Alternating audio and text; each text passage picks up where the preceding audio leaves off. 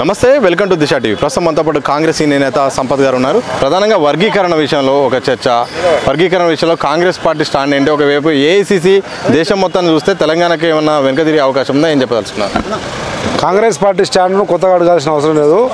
Congress party stand వర్గీకరణకు అనుకూలంగా కనుకనే ఉషా మేరా కమిటీ రివ్యూ వేసింది కనుకనే, దాని రిపోర్ట్ సబ్మిట్ చేసింది కనుకనే ఆ రిపోర్టు ఆధారంగా చేసుకుని సుప్రీంకోర్టు తీర్పిచ్చింది కనుక సంశయమే అవసరం లేదు. ఈరోజు భారతదేశ రాజకీయాల్లో రాజకీయ పార్టీలో ఎవరికైనా క్లియర్ ఒపీనియన్ ఎవరికైనా ఉంది వర్గీకరణ మీద అంటే కాంగ్రెస్ పార్టీకే ఉంది. రిజర్వేషన్ల విషయంలో ఇప్పటికే పార్లమెంట్ విషయంలో కూడా మీలాంటి వాళ్ళు కూడా అన్యాయం జరిగి మాదిగలా కాకుండా మాలకు వచ్చిందని ఒక చర్చ నేపథ్యంలో ఈ ఒక్క రిజర్వేషన్ ఎలాంటి ఇబ్బంది లేకుండా ఎట్లా ఐక్యత ఎట్లా ముందుకెళ్తారు? కాంగ్రెస్ పార్టీ రేవంత్ రెడ్డి గారి నాయకత్వంలో అధికారంలోకి వచ్చి 8 నెలలు అయింది. ఈ 8 నెలల్లోనే మీరు అంటున్నారు అక్కడో ఇక్కడో మాదిగలకు అన్యాయం జరిగింది కదా అని. ఇంకా 4 సంవత్సరాల 4 నెలలు ఉంది. ఆ 4 సంవత్సరాల 4 నెలల్లో ఓ 10 మంది మాదిగలకు వచ్చింది అనుకో, అప్పుడు అబ్బా మాదిగలకు ఎక్కువైంది, మాలలు నష్టపోయారు అంటే కాదు. ఇది కంటిన్యూస్ ప్రాసెస్లో 5 ఏళ్ళ కొరకు అధికారం ఇచ్చారు, 5 ఏళ్ళ కొరకు ముఖ్యమంత్రిగా ఉన్నాడు. రాబోయే రోజులలో అన్నీ కూడా సరిదిద్దుకుంటాయి. గౌరవ ముఖ్యమంత్రి రేవంత్ రెడ్డి గారు మంచి సామాజిక స్పృహ ఉన్నటువంటి వాడు.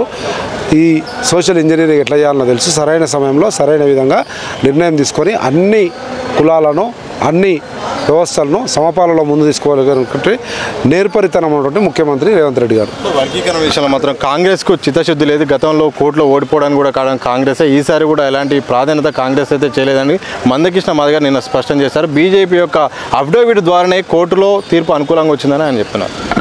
మందకృష్ణ పాపము కాదని మందకృష్ణ దగ్గర నేను మహిళా వ్యవస్థాపక అధ్యక్షురాలు, నేను విద్యార్థి వ్యవస్థాపక అధ్యక్షురాలని పనిచేసినాం. మందకృష్ణ అంటే గౌరవం ఉంది. మందకృష్ణ చేసిన ఉద్యమం భారతదేశంలో ఎక్కడ లేదు. ఈరోజు మందకృష్ణ కృషితోటే తీర్పు వచ్చింది. కాంగ్రెస్ పార్టీ ఒప్పుకున్నది, అన్ని పార్టీలు కూడా ఒప్పుకునే మేము కాదనము.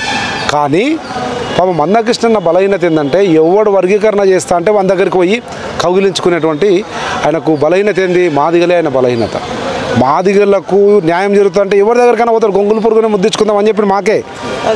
ఆ రకంగా కేంద్రంలో అధికారంలో ఉన్నారు కదా, నరేంద్ర మోడీ ఏమైనా చేస్తాడేమో, అమిత్ షా ఏమైనా చేస్తాడేమో, కిషన్ రెడ్డికి గల్లీ గేరి మొత్తం మా హరిజనవాడలన్నీ కట్టగట్టుకొని ఓటేపిస్తే గెలిస్తే 30,000తోటి చేస్తాడేమో అని చెప్పి పాపం వాళ్ళ కొరకు తిరిగిండు, కష్టపడ్డాడు, వాళ్ళకు పేరు వచ్చేటట్లు, వాళ్ళకి అన్ని సీట్లు వచ్చేటట్లు పనిచేసిండు కనుక ఆ రకంగా చెప్పిండు. కానీ నరేంద్ర మోడీ కానీ, అమిత్ షా కానీ, కిషన్ రెడ్డి కానీ పార్లమెంట్లో బిల్లు పెట్టి ఆర్టికల్ 341A/1 అమెండ్మెంట్ చేయలే. సుప్రీంకోర్టు ఇచ్చిన తీర్పు. సుప్రీంకోర్టు జడ్జి ఒక నరేంద్ర మోడీ అయితే అబ్బా నరేంద్ర మోడీ జడ్జి గారు భలే నిర్ణయం తీసుకున్నాం అంటుంటివి. కాకపోతే అన్న వాళ్ళతో ఉన్నటువంటి అనుబంధము, వాళ్ళ రాజకీయ పదవి, వాళ్ళ రాజకీయ ప్రభుత్వం ఏదైతుందో అది పనికొస్తుందేమో మనకని అనుకో. చేస్తుంటే సెంట్రల్ గవర్నమెంట్ కూడా కాగితం ఇచ్చిండొచ్చు, ఎవడు కాదు అన్నాడు. అట్లానే మొత్తం వాళ్ళే చేసిరనే తప్పు. అందరం కష్టపడితే సాధ్యమైంది. కులగణన విషయంలో దేశవ్యాప్తంగా పోరు యాత్ర చేపడతామని ఇప్పటికే కాంగ్రెస్ అధిష్టానం నిర్ణయం తీసుకుంది.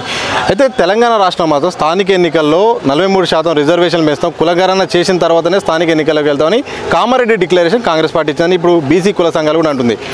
పార్టీ అలాగే మీ ప్రభుత్వం రిజర్వేషన్తో వెళ్తుందా లేకపోతే కులగణన చేయకుండా డైరెక్ట్ పోతుందన్న ఆరోపణలలో ఏం స్పష్టం ఇస్తారు? కామారెడ్డి డిక్లరేషన్ అనేది బీసీ డిక్లరేషన్. దాంట్లో బీసీ కులగణన చేస్తాము అన్నది ఒక్క కామారెడ్డిలా తెలంగాణ రాష్ట్రం కాదు, భారతదేశం మొత్తంలో ఏ కులం వాళ్ళు ఎంతమంది ఉన్నారు, ఆ కులాలకు ఆ జనాభా దామాషా ప్రకారం వాళ్ళకు హక్కులు చెందాలనేటువంటి ఒక విశాల దృక్పథంతో తీసుకున్నటువంటి చారిత్రాత్మక నిర్ణయం రాహుల్ గాంధీ గారు తీసుకున్నారు భారతదేశం మొత్తంలో. దాంట్లో భాగంగానే ఇక్కడ కూడా పెట్టినాం. దాన్ని ఎట్లా ఇంప్లిమెంట్ చేయాలి అనేది ప్రభుత్వానికి సంబంధించింది. నేను ప్రభుత్వంలో భాగస్వామిని కాదు, బట్ పార్టీలో అఖిల భారత కాంగ్రెస్ కార్యదర్శిగా పార్టీ నిర్ణయం చెప్తా ఉన్నా. ప్రభుత్వం ఎట్లా చేస్తుంది అనేది ప్రభుత్వం చెప్తుంది. ఎనీ కాస్ట్ ఒకవేళ టైం పడితేనేమో కులగణన జరిగిన తర్వాత జరుగుతాయి, కానీ ఎంత లేట్ అయితే అంత స్థానిక సంస్థలకు నిధులు ఆగిపోతాయి బ్రదర్. సెంట్రల్ గవర్నమెంట్ వచ్చేది కనుక గ్రామ ప్రాంతాల్లో ఉన్నటువంటి ప్రజలకు నష్టం జరిగే ప్రమాదం ఉంది. కనుక ఎన్నికలను, అభివృద్ధిని, ప్రజలను ముడిపెట్టి చూడాల్సినటువంటి అవసరం లేదన్నది మా ఉద్దేశం. అమెరికా టూర్పై రేవంత్ రెడ్డి టూర్పై కూడా చాలా విమర్శలు వస్తున్నాయి. బీఆర్ఎస్ ఒక సోషల్ మీడియా కానీ బీఆర్ఎస్ నేతలే నేరుగా కొన్ని డొల్లా కంపెనీని కొన్నితో ఒప్పందం కూర్చుకునే తప్ప నిజాయితీ లేదు అనే ఒక వార్తలు కూడా వస్తున్నాయి. దానికి ఏం చెప్తారు? తలకాలేని కృషాంక్ రెడ్డి బుద్ధి లేని బాల్కసు మనం మాట్లాడినది తప్ప తెలంగాణ రాష్ట్రంలో కానీ లేకపోతే భారతదేశంలో కానీ ఉన్న ఏ పేపర్ కానీ ఏ టీవీ కానీ ఏ ఛానల్ కానీ చదువుకున్న బుద్ధి జ్ఞానం ఉన్న ఏ వ్యక్తి కానీ ఇట్లా అన్నాడా అండి?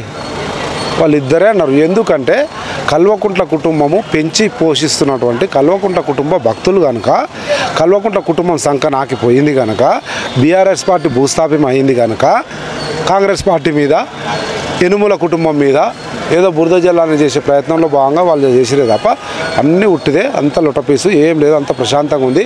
భారతదేశమే పరిశాన్ అవుతుంది. భారతదేశమే 8 నెలల్లో ఏం దాగి ముఖ్యమంత్రి ఇన్ని కోట్లు తెచ్చిండు, ఇంత ఎంప్లాయ్మెంట్ తీసుకొచ్చిండు, ఏం మ్యాజిక్ చేసినా అంత పరిశాన్ అవుతుంది. ఏంది అవగాహన ఉన్నవాళ్ళు, మెచ్యూర్డ్ థింకింగ్ ఉన్నవాళ్ళు, పారిశ్రామిక విధానాన్ని తెలిసిన వాళ్ళు, వీళ్ళకి ఏది తెలియకుండా ట్విట్టర్లా కూర్చొని కూర్చుంటారు కదా మొబైల్ ఫోన్లా కంప్యూటర్లా. అందుకని వాళ్ళకి తెలిసింది గంతే, వాళ్ళు గదే అన్నారు. సమాజానికి ఇంకా చాలా తెలుసు, చాలా వాస్తవాలు తెలుసు, అర్థం చేసుకోవాలి.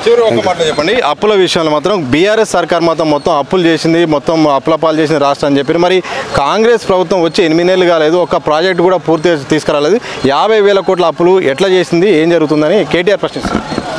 7 లక్షల కోట్ల రూపాయల అప్పు చేసింది తెలంగాణ రాష్ట్ర ప్రభుత్వం 10 సంవత్సరాల్లో. బీఆర్ఎస్ పార్టీ కల్వకుంట్ల కుటుంబం అనే దానికి ఒక కాగితం ఉంది, ఆధారం ఉంది, స్టాటిస్టిక్స్ చెప్తున్నాయి. ఢిల్లీలో కాగ్ రిపోర్ట్ అంటారు, సిఏజీ కాగ్ రిపోర్ట్ అంటారు. ఆ కాగ్ రిపోర్ట్ కూడా చెప్తుంది.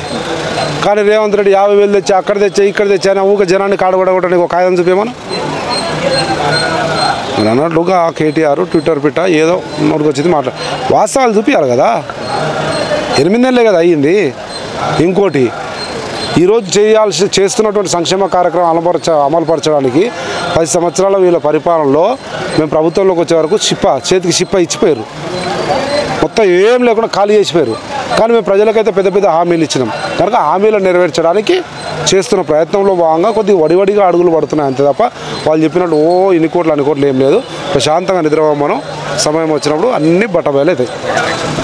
ఎస్సీ వర్గీకరణ విషయంలో మాత్రం కాంగ్రెస్ పార్టీ పూర్తిగా మద్దతు ఇస్తుంది. అలాగే ఇది ఒక కోర్టు తీర్పు మాత్రమే తప్ప బీజేపీ చేసిందే కదా. మందకృష్ణ వ్యాఖ్యలు మాత్రం సరైనది కాదు. ఒకవేళ ఆయన ఉద్దేశం మంచిది అయినప్పుడు కూడా పార్టీకి సంబంధం లేదు, కోర్టు విషయం సంబంధం. అలాగే రాష్ట్రం విషయంలో మాత్రం బీఆర్ఎస్ చేస్తున్న విమర్శలు మాత్రం సరైనవి కాదు.